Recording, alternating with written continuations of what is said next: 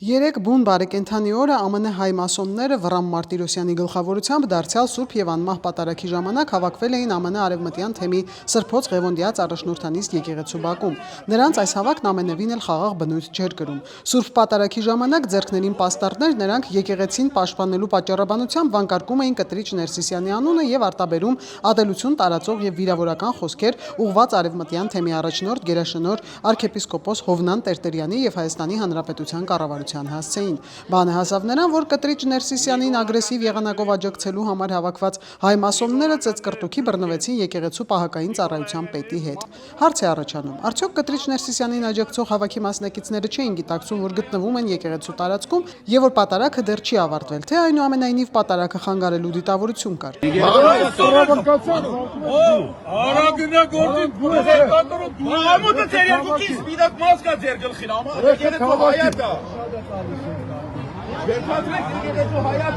Անկարգության եւ ծեծկռտուքի մասնակիցներին ի վերջո կարգի հրավիրեցին։ Փաստորեն Կտրիչ Ներսիսյանի համար ի պաշտպանություն իրեն կազմակերպված անկարգության մասնակիցների կողմից Սուրբ պատարագի խոչընդոտելն ու դրա ժամանակ ձեռնամարտի բռնվելը լիովին ընդունելի վարքագիծ է։ Գուցե հատուկ օրհնություն են ստացել պատարագ խանգարելու համար։ Ինչ կապ ունեն մասոնները հայ եկեղեցու հետ եւ ինչու են նրանք պաշտպանում Կտրիչ Ներսիսյանին։